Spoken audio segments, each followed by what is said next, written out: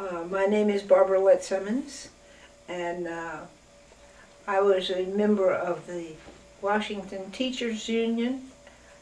I'm sorry, I should say the Detroit Teachers Union. And it was the union, it was not the Teachers Education Association, because that is the company. If there's a union, that would be called the company union. And I belong to the real AF of T, which is American Federation of Teachers.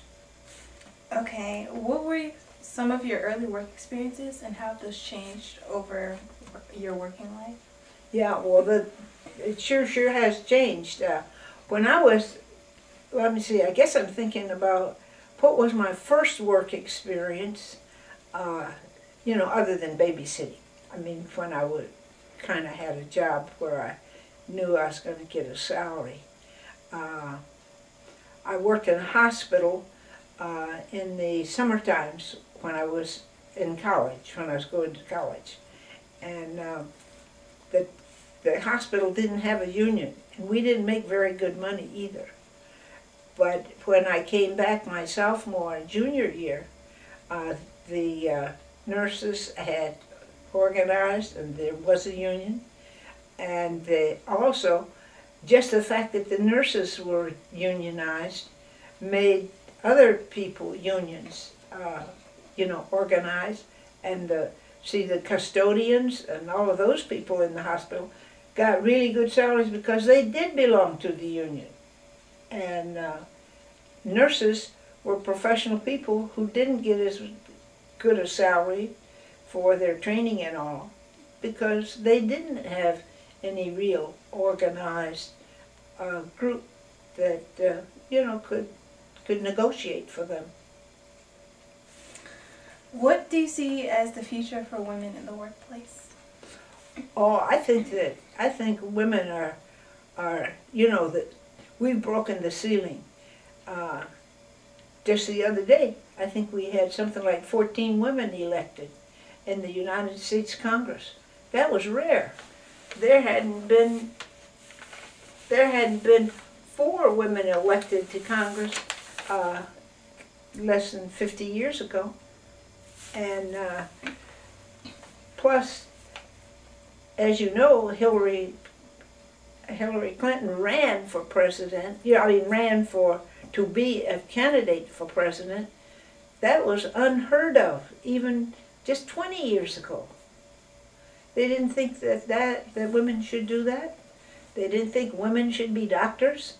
They didn't think that women should be lawyers, you know. We were really limited. And, you know, a lot of brilliant women were teachers, educators, because that was one of the things women could do. You could be a teacher. But you know, teaching and nursing and a librarian and secretarial stuff, that's fine. But they didn't want you to have executive jobs. They didn't want you to have boardroom jobs. They didn't want you to have, you know, they didn't want you really, and see, men would have to then acknowledge that lots of women are smarter than lots of men. What is the evolution that you have seen in issues impacting women in the workplace? Well, the real evidence is the fact that your mother can get a job. She can do lots of things. She doesn't, and has done lots of things. She doesn't have to know that there's only 4 things I can do. I can be a wife and a mother, and then I can be a teacher or a secretary. I think there's, what is it, 800,000 occupations. And I want you to know, women can be almost any one of them. Because, as you know, we're in all the services. All of the military services. Women were going to be drafted, and now women can join military, you know, any service they want. They don't have to just join the nursing corps. You know, women are out there on the battlefield with guns, and they aren't cooks in the military. You know, women do anything they want to do now. I think just about.